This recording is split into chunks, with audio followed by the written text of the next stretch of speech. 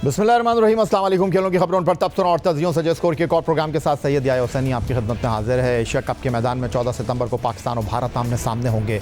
यह है वो लम्हा जिसका शायकीन क्रिकेट को शिद्दत से इंतज़ार रहता है। और ये सिर्फ एक मैच नहीं बल्कि दुबई की फ़िज़ाओं में धड़कनें तेज़ करने वाला मुकाबला होगा। मई में होने वाली जंग के बाद दोनों रिवायती हरीफ पहली बार क्रिकेट के मैदान में टकराएंगे। न किसी को जारियत कम करने की हिदायत मिली, न जज्बात पर काबू पाने का हुक्म। ये कैसी टक्कर है जहां बैट और बॉल के साथ साथ आसाब और हौसले का भी इम्तिहान होगा।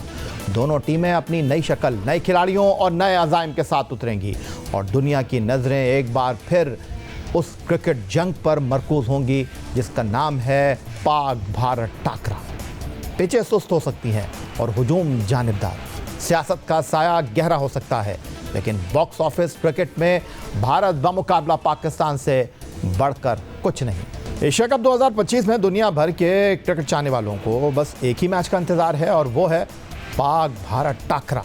पाकिस्तान और भारत के दरमियान 14 सितंबर को दुबई के बैनुल अक़वामी क्रिकेट स्टेडियम में होने वाले मैच पर गुफ्तगू करने के लिए उस स्टूडियो में हमारे साथ मौजूद हैं 1987 में बेंगलोर टेस्ट के हीरो तौसीफ़ अहमद साहब, जिन्होंने अपने साथी स्पिनर इकबाल कासिम के साथ मिलकर भारत को शिकस्त दी।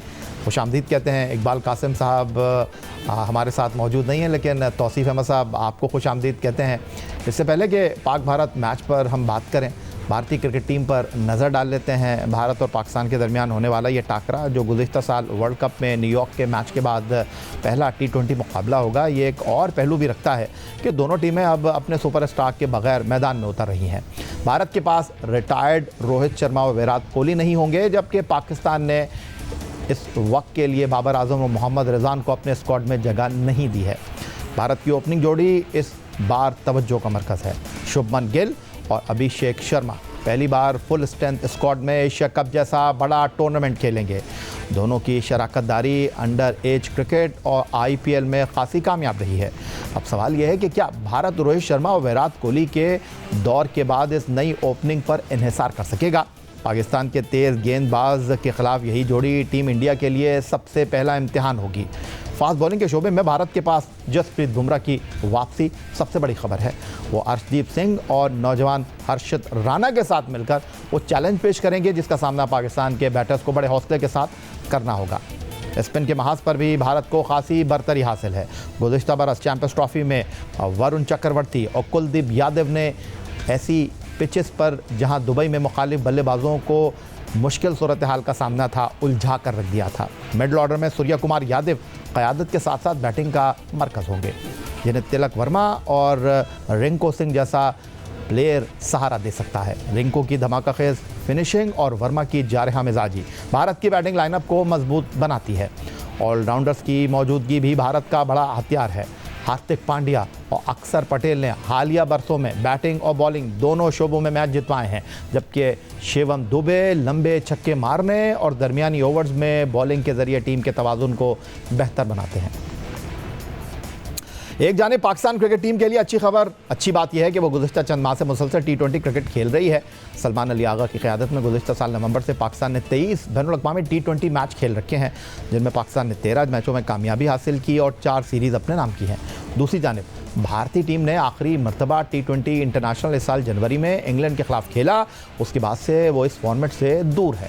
T20 एशिया कप 2025 के लिए पाकिस्तान के ऐलान करदा स्क्वाड में सिर्फ 6 ऐसे खिलाड़ी हैं जिन्होंने रिवायती हरीफ भारत के ख़िलाफ़ मुख्तसर फॉर्मेट में टीम पाकिस्तान को रिप्रेजेंट किया है। उनमें सबसे ज़्यादा तजुर्बा फास्ट बॉलर हारिस रऊफ़ के पास है, जिन्होंने भारत के खिलाफ 5 मैच खेले और 7 विकेटें अपने नाम की। फास्ट बॉलर शाहीन शाह अफरीदी ने भारत के खिलाफ 3 मैच खेले हैं, जिसमें वो 4 विकेटों के हुसूल में कामयाब रहे हैं। ऑलराउंडर मोहम्मद नवाज़ ने भी 3 मैच भारत के खिलाफ खेल रखे हैं, जहां वो 52 रन बनाने में कामयाब हुए और 6 विकेटें उनके नाम के आगे दर्ज हैं। T20 इंटरनेशनल में जारहा मिजाज फ़खर जमान ने भारत के खिलाफ 4 मैच खेले, लेकिन उनकी कारकर्दगी ज़्यादा मुतासिरकुन दिखाई दे नहीं रही। वो सिर्फ 38 रन बनाने में कामयाब रहे। खुशदिल शाह ने भारत के मुकाबले पर 2 मैचों में 16 रन बनाए और फास्ट बॉलर हसन अली ने 1 मैच खेलकर 2 विकेटें अपने नाम की। इसके अलावा मोहम्मद हारिस, हसन नवाज, साहबजादा फरहान, साइम अयूब, कप्तान सलमान अली आगा, फ़हीम अशरफ, हुसैन तलत, अबरार अहमद और वसीम जूनियर ने T20 इंटरनेशनल में कभी भारत का सामना नहीं किया। दूसरी जानिब भारतीय में भी 6 क्रिकेटर ही ऐसे हैं जिन्होंने पाकिस्तान के खिलाफ T20 इंटरनेशनल में हिस्सा लिया है। इनमें सबसे कामयाब ऑलराउंडर हार्दिक पांड्या रहे हैं, जिन्होंने पाकिस्तान के खिलाफ 7 T20 इंटरनेशनल खेले, 91 रन बनाए और 13 विकेटें अपने नाम की। Left arm pacer Arshdeep Singh ने पाकिस्तान के खिलाफ 4 T20 खेले, जिसमें वो 7 विकेटों के हुसूल में कामयाब रहे। उनके तजुर्बेकार फास्ट बॉलर जसप्रीत बुमराह ने पाकिस्तान के खिलाफ 4 T20 में हिस्सा लिया और 5 विकेटें अपने नाम की। मौजूदा भारतीय स्क्वाड में उनके फास्ट बॉलर ही पाकिस्तान के खिलाफ कामयाब दिखाई देते हैं। स्पिनर्स की बात हो तो वरुण चक्रवर्ती 1 मैच खेलकर कोई विकेट ना ले सके। अक्षर पटेल ने 2 मैच में 1 विकेट ली। बैटर्स में सूर्य कुमार यादव ने पाकिस्तान के खिलाफ 5 T20 इंटरनेशनल खेले, जिसमें वो 64 रन कर सके। इसके अलावा 8 खिलाड़ियों में से कोई भी पाकिस्तान के खिलाफ T20 इंटरनेशनल मैच नहीं खेला। मिलते हैं एक ब्रेक के बाद। ब्रेक के बाद एक बार फिर कहेंगे आपको खुश आमदीद। और स्टूडियो में हमें ज्वाइन कर रहे हैं पाकिस्तान के टेस्ट ऑफ स्पिनर साबिक चीफ सिलेक्टर तौसीफ अहमद साहब। तौसीफ अहमद साहब, जब ट्राई सीरीज़ के फाइनल में हमने अफगानिस्तान को शिकस्त दी तो इस लो स्कोरिंग मैच में जहां 75 रन से पाकिस्तान शारजा में अफगानिस्तान के खिलाफ जीता, प्रेजेंटेशन सेरेमनी में राशिद खान ने इस बात का गिला भी किया कि उनकी टीम जो है वो काफ़ी अरसे के बाद T20 क्रिकेट खेल रही थी। अगर पाकिस्तान टीम को हम देखें सलमान अली आगा की क़यादत में, तो पाकिस्तान क्रिकेट बोर्ड ने थ्रू आउट ये कोशिश की है कि ज़्यादा से ज़्यादा T20 क्रिकेट टीम को मिले। एक नई टीम बना रहे हैं, खिलाड़ियों को मौका दे रहे हैं, कॉम्बिनेशन सेट करने की कोशिश कर रहे हैं। इसके बरक्स भारत की टीम की अगर हम बात करते हैं तो कई खिलाड़ियों को उन्होंने टीम में रखा, कई खिलाड़ियों को टीम में नहीं रखा। और उनका भी वही मसला है जो अफ़गानिस्तान का है कि इस साल की शुरुआत में उन्होंने T20 मैच खेला। हाँ, बिल्कुल सही कहा जाइए। और मैंने देखा और राशिद का ये बोलना एक्सक्यूज़ जो है वो मुझे तो अजीब सा लगा है, इसलिए कि ये कोई एक्सक्यूज़ है नहीं। बाकी लोग थे, आप जाके दीगे खेल रहे हैं, आप सारा कुछ कर रहे हैं और उसके बाद आप तो खेले ना। और आपकी जो बॉलिंग मैंने देखी, मैं क्रिटिसाइज नहीं कर रहा, मगर वो मुझे नज़र नहीं आया उस पिच पे, फाइनल पे ख़ास तौर पे आपको हमारे बैट्समैनों ने छक्के मारे हैं और लेकिन आपका टर्न नहीं हो रहा था। ये मुझे पता है बीइंग ए स्पिनर कि जो नवाज़ ने बॉलिंग की है, फिंगर स्पिनर जो भी कर रहा था उसका गेंद ग्रिप करता था। और ये एक्सक्यूज़ मुझे वो नहीं लगा आपका कि कुछ है। और अगर नहीं खेले आप तो ये किसी का कसूर नहीं, प्रैक्टिस है आपकी, बोर्ड इसका अरेंज करे कहीं पे, जो भी है इसे। इसी तरह मैं इंडिया को भी कहता हूँ, लेकिन बट एक्सपीरियंस वाले लोग हैं वो लोग भी, और डेफिनेटली वो टीम बना के एक भेजी ज़रूर है। मैं हकीकत बताऊँ कि कोई अगर समझ रहा है कि ऑन पेपर जो मैं देख रहा हूँ यहाँ पर बिल्कुल नज़र आ रही है मुझे टीम, लेकिन टांगें उनकी भी कांप रही होंगी यकीनी तौर पे। और उसकी वजह 1-2 प्लेयर जो इनके अच्छे हैं। पांड्या की आपने बात की, यस पांड्या मुझे याद है अच्छी तरह कि एक ऐसा मौका आया था जब उनकी टीम एक टूर्नामेंट में हमारे साथ थी, जब तो वो निकल गई थी, मुश्किल में पड़ी थी, तो पांड्या सिंगल्स लेके आगे पीछे उन्होंने किया, जो कि वो करते नहीं है, लंबी हिटिंग करते हैं, और मैच को निकाल के ले गए थे। मुझे याद देखना पड़ेगा, हर प्लेयर को पाकिस्तान को देखना पड़ेगा, कोई परेशानी की बात ही नहीं है। हमें नज़र आ रहा है साहब अपना बेस्ट कॉम्बिनेशन और किस को कहाँ इस्तेमाल करना है ये देखना है। क्लब वैसे मैंने कह दिया, लेकिन हर बॉलर है तो उसको, और बैट्समैन है तो उसको कहाँ इस्तेमाल करना है। और मैं नकवी साहब को इसीलिए क्रेडिट देता हूँ कि उन्होंने आन के ऐसे डिसीजन लिए हैं कि जो बैकफुट पे भारत को किया। गेम के ऊपर अगर मैं आता हूँ तो मैं बिलीव रखता हूँ कि अगर आप इसी तरह, जिस तरह आप तो सोच रहे थे कि यार सब लोग के यार ये अफगानिस्तान से नीचे। अच्छा, आपने अफगानिस्तान की बात की, तौसीफ अहमद साहब, जो ट्राई सीरीज़ टूर्नामेंट था डबल लीग की बुनियाद पर था, 7 मैच खेले गए, जिसने टॉस जीता बैटिंग की, और जिस टीम ने पहले बैटिंग की, जिस टीम ने टॉस जीता वो मैच भी जीती।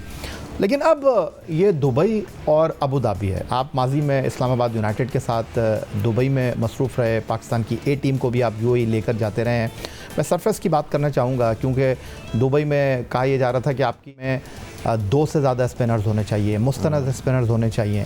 लेकिन अब मैं आपसे ये जानना चाहता हूँ कि दुबई में क्या कॉम्बिनेशन होना चाहिए? क्या आपके पास 2 मुस्तनद फास्ट बॉलर होने चाहिए, 2 स्पिनर होने चाहिए? मेरा मतलब कि आप हारिस, शाहीन, सुफियान और उनके अलावा जो है वो अबरार के साथ जाएं, या आप पार्ट टाइमर के साथ, जिस तरह आपके पास कप्तान आगा भी बॉल कर लेते हैं, साइम भी बॉल कर लेते हैं, फ़हीम अशरफ भी बॉल कर लेते हैं, एक फास्ट बॉलर या एक स्पिनर कम करना चाहिए? देखिए, आपने फ़हीम की मैं पहले बात कर रहा हूँ, देखो उनसे ओवर आप करवाते नहीं हैं और उनको ऐसे टाइम में लाके ओवर निकलवा दें। बहरहाल वो 2 से ज़्यादा करते भी नहीं है, एक में 4 विकेट्स उन्होंने लिए।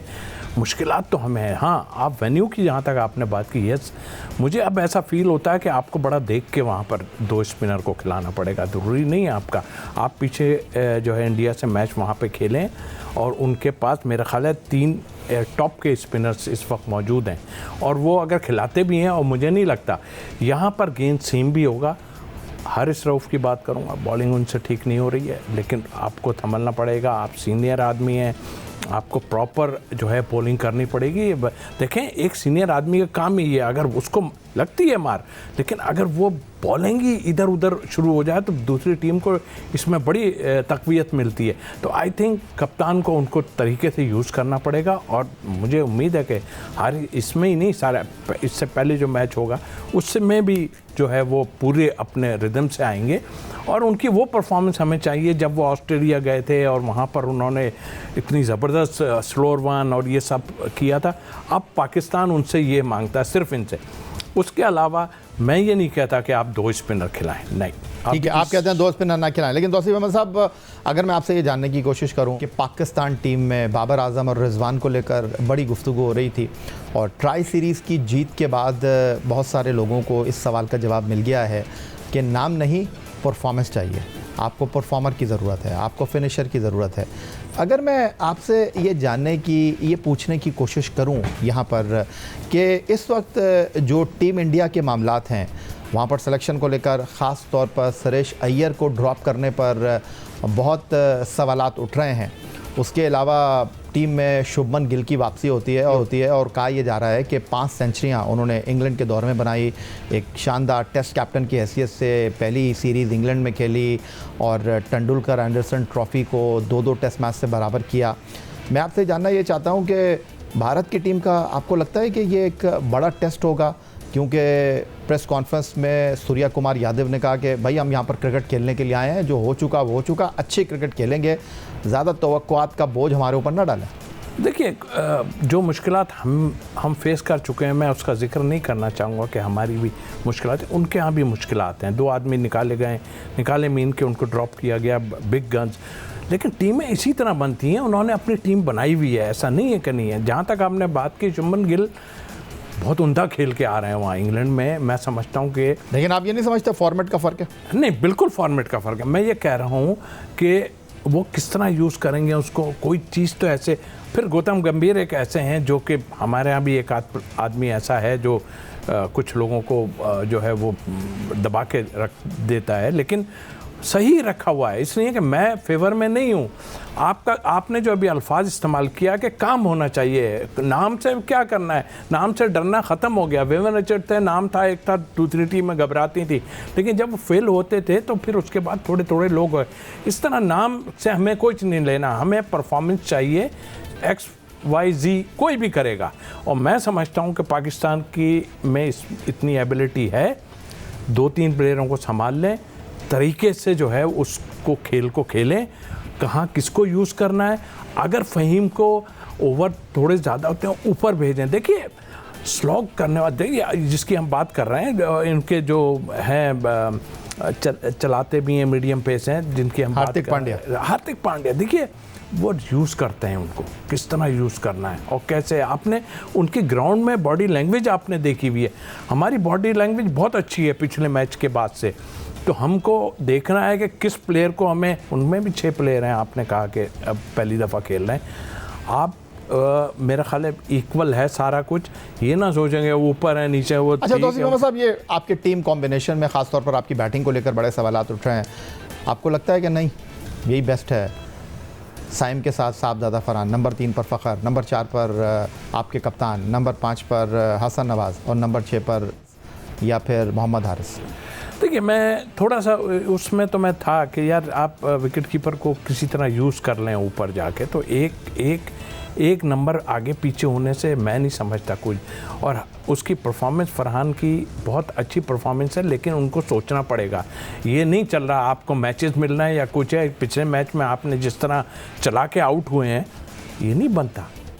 ऐसे थोड़ी है, 120 बॉल हैं, आप छक्के मार लेते हो, सब कुछ है, आपको अंदाज़ा होना चाहिए कि फारूकी का गेंद अंदर आ रहा है या क्या है। यहाँ तो सिलसिला यही है ना। लेकिन आप ये नहीं सोचोगे आप पक्के हो गए, आगे पीछे हो जाओगे किसी वक्त भी। आप अच्छा खेल रहे हो अपनी जगह, लेकिन आपको रिस्पॉन्सिबिलिटी लेनी पड़ेगी। आपकी विकेटें अगर ऊपर से नहीं गिरती, एक आध विकेट गिरती है और आप 50 से 60 की आपकी होना चाहिए कि आप एक टारगेट देंगे 6 ओवर में, तो ईजी हो जाता है आने वालों के लिए।